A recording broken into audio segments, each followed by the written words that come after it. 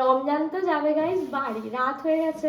এবার আমি ওকে বলছি ভদ্র ছেলে ভালো ছেলেরা কি এভাবে চুল খুলে ঘুরে বেড়ায়? গাইস বলো গাইস, রমজানদা কোথায় গেল খুঁজে পাচ্ছি না। আমার হাজবেন্ড এদিকে এসছে। মায়ের কাছে আমি অনেকদিন ধরে তরকা খেতে চেয়েছি, জানো তো গাইস। মা এত ব্যস্ততা, এত কাজের মধ্যে বড় ঘড়িতে বাজে 7:45, কিচেনে আমার মাদার ইন্ডিয়া। সারাটা দিন আজ ব্লগ করিনি, একটা ব্লগ ছিল বলে। কিচেন থেকে এমনই একটা খাবারের স্মেল আসছে যে ব্লগ না করে থাকতে পারলাম না। এখন মা দিয়ে দিচ্ছে ধনেপাতা। মা আসসালামু আলাইকুম। ওয়ালাইকুম আসসালাম। কেমন আছো? আলহামদুলিল্লাহ, হাজার হাজার শুকর আল্লাহর কাছে। যেরম রেখেছে এরম যেন সবাইকে ভালো রাখে, আমার থেকেও যেন সবাইকে ভালো রাখে, সুস্থ রাখে, তারপরে আমাদের রাখে। কেউ কেউ বলে যখন কারোর বেবি হবে বা পরীক্ষা থাকে বলে চাচিমাকে দোয়া করতে বলবে, হয় না? কেউ কেউ একটু হিংসা করে বা যে কোনো কারণে হোক এক একজন তাতে কমেন্ট করে আল্লাহর কাছে দোয়া করো। চাচিমা কি করবে, মানে এক একজন ধরো। তাদেরকে বলতে চাই বাড়ির বড়দের, গুরুজনদের বা মা বাবার দোয়াটাও অনেক দামি। তো মাকে যদি তারা দোয়া করতে বলে, সেটা মা কখনোই আল্লাহর থেকে বড় না, আল্লাহই সবকিছু করবে। কিন্তু মা বাবাদের আমি যদি কারোর জন্য খারাপ চাই, হ্যাঁ অন্তর থেকে খারাপ চাই, আল্লাহ তো আমারও খারাপ করবে। একদম। আমি যদি আল্লাহর কাছে আমার সারা জাহানের জন্য আমি দোয়া করি, ভালো চাই, তবেই তো আমাকে আমার স্বামী সন্তানকে ভালো রাখবে। না হলে কখনো রাখে? আল্লাহ বলবে যে তুমি যখন পরের ক্ষতি চাইছো তোমারও ক্ষতি করব। কিন্তু আমি চাইছি আল্লাহ সকলার ভালো হোক, ভালো যেন থাকে, রাখে ভালো, আল্লাহ যেন সুস্থ রাখে। ছোট বড় সকলকে তুমি আল্লাহ ভালো রাখো, সুস্থ রাখো, তারপরে আমার স্বামী সন্তান আমাকে রাখবে। তরকা বানাচ্ছে। মানে তরকাটা কেন বানাচ্ছে এখন সন্ধ্যাবেলা? এমনি জামাইটা আসছে আমার। আচ্ছা, রমজান আসছে বলে আজকে মা এখন একটু তরকা বানাচ্ছে। আমি তারপরে না পরে একটা ঘটনা বলবো, দাঁড়াও। আমি তোমাদের সব সত্যি বলছি। আগে কেউ এসে গেছে, দিতে এসছে কাকিমা, জায়গা দিয়ে যাও। দুধও দিয়ে গেছে আর বাবাও এসেছে। এই বিস্কিট, ছোলা, অনেকদিন পর আজকে গ্রিন টি এনেছে দেখতে পাচ্ছি। কিসের স্মেল পাচ্ছ বলো? হ্যাঁ হ্যাঁ না, ঠিক আছে ঠিক আছে ঠিক আছে। আমার মা দেখছি আজকে চাল নিয়ে আসছে, আমার মা ধরেছে পিছন দুটো। তাহলে কেমন বৌমা দেখতে হবে। গাইস জানো কি হয়েছে? মানে সাউন্ডটা আমার অফ কর। হ্যাঁ ঠিক আছে। মায়ের কাছে আমি অনেকদিন ধরে তরকা খেতে চেয়েছি, জানো তো গাইস। মা এত ব্যস্ততা, এত কাজের মধ্যে বড় মেয়ের আবদারটা ভুলে গিয়েছিল। মাঝে মাঝে অভিমানের সময় ঝগড়া করে বা অভিমান করে মাকে আমি বলি সবার সবকিছু তুমি শুনতে পারো, আমার জন্য তুমি তরকাটা বানাতে পারো না। অনেকবার খানা খা, ঢেলে নে পুরো কেউ খাবি না, আমি আজকে একা খাবো। খাতাই খা, টপিকটা তো যাবে রোজ ঝগড়া করছে, ওর আপামনির সঙ্গে ঝগড়া করছে। একটা টপিক গেল। সব খাজ দিলে না, সত্যি কথা বলতে কি আমরা তো অভিমান আবদার সবটাই কাছের মানুষদের উপর করি, বলো বাইরের কারোর কাছে। মা কোন দিদরে না তোকে দেখতে হবে বলে। গাইস এসেছে তো মিস্টার খান, আসতেই মা বানিয়ে দিয়েছে তো তরকা। এই যে টেস্টি টেস্টি, তো পুরো বাড়ির ফ্যামিলির তরকা নিয়ে তুমি বসে পড়েছো। এই বলে কথা। আর রমজান গেছে আজকে বোনের জন্য তরকা, এই সরি চাউমিন, নুডলস। আমার ফলোয়ার্স, ভালোবাসার মানুষরা এসেছিল তোমাদের মতোই, বলছে তুমি তো ফুল ভালোবাসো তাই তোমার জন্য ফুল এনেছি, চকলেট এনেছিল। তো অনেক ভালোবাসা তোমাদেরকেও। দেখো কোনো জিনিসটা বড় কথা না, ভেবে ভালোবেসে আমার জন্য কিছু করছে কেউ, যে কেউই হোক যাই করুক, অনেকটা বড় পাওয়া। তো আজকে মিস্টার খান একটুখানি মানে টায়ার্ড, অনেক কাজের প্রেশার ছিল, সবকিছু নিয়ে মন দিয়ে এখন খেতে ব্যস্ত। কেমন আছে তরকাটা? মনে আছে আমি আগে খালি মা তরকা করতো, আজকে অনেকদিন পর করেছে বলো। সত্যি খুব টেস্টি। ওকে, আমি যে ফ্ল্যাটে গিয়ে তোমায় রোজ রোজ করে খাওয়াবো, মাকে ফোন করে করে জেনে নেবো, করে খাওয়াবো। বোনেদের জন্য আনা নুডলস বোনেরা নিয়ে বসে পড়েছে। আজকে এটা স্পেশালি মানার জন্য এনে। দেখ আমার বসতে দিচ্ছে না। বাবু বসতে দে, বধূ নির্যাতন হচ্ছে। বাবা ডাব কেটেছে জানো, ওবেলাতেই চলে গেলে বাবা তখনই এনেছিল।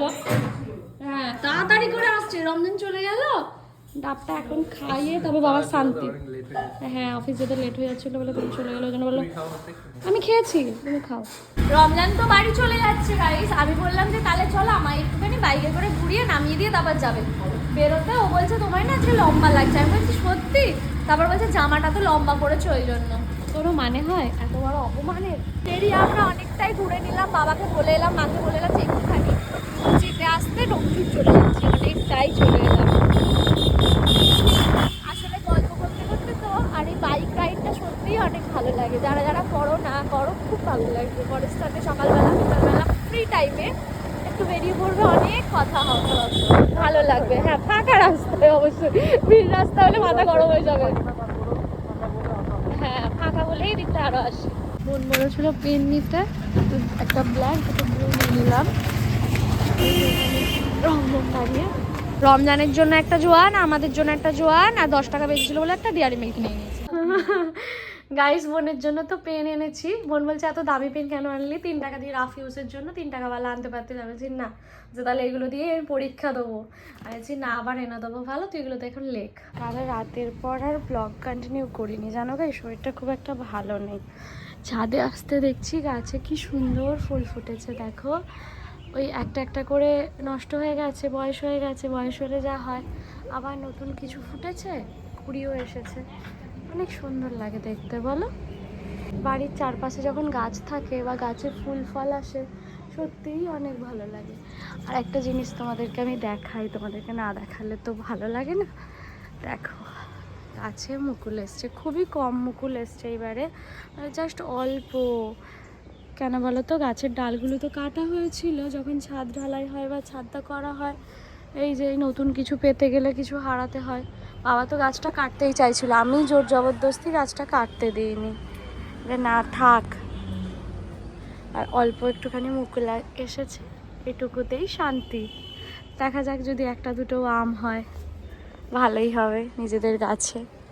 মা এটা ফেলে দিয়েছিল বাথরুমে, সারা রাত পড়েছিল, তারপর সে পচা দুধের স্মেল বেরোচ্ছিল বলে কোথা থেকে ফেলি, তারপর মনে হয় মা খেয়েছে। এখনো গন্ধ আছে। কাঁদতে কাঁদতে আমি বেরোচ্ছি গাইস, কি বলবো আর দুঃখের কথা। কাঁদতে কাঁদতে না, এত ঠান্ডা লেগে গেছে যে চোখ দিয়ে জল গড়াচ্ছে। ভাইদের একটুখানি শ্যুট আছে, তো বাইরে বেরোচ্ছি ভিডিও করতে। আর রমজানের আজকে অফিস থেকে তাড়াতাড়ি ছুটি হয়ে গেছে, জানো তো। মিস্টার খান চলে এসছে। ওই অঙ্কিতের সাথে কথা বলছি। অঙ্কিতের সাথে কথা বলছো? বন্ধুর সাথে কথা বলছে। দাঁড়িয়েছিলাম রাস্তায়, মানে ও বলে ওর জন্য ওয়েট করছিলাম। আবার তোমার হ্যাঁ, বউয়ের জন্য ওয়েট করছি। প্রাউডলি বলতে হবে, বউয়ের জন্য কিছু করা মানে নেকির কাজ করা। ভাই আর মানে একটা বাইকে চলে এসেছি ফুচকা দাদার এখানে। ফুচকা খাবো আজকে অনেক দিন বাদে, না অনেক দিন বাদে না, কিছুদিন আগেই খেয়েছি, আজকে আবার খাবো। এই টকটা দেখলে এত লোভ হয় না। বিকালবেলা পেরিয়ে ফুচকা চলে এসেছে। সর্দি করেছে, কিন্তু টেস্ট পাচ্ছি না। আমাকে দাও। ভালো হয়। দই ফুচকা তো নেওয়া হয়েছে। গাইস, রমজানদা কোথায় গেল খুঁজে পাচ্ছি না, কোথায় গেল?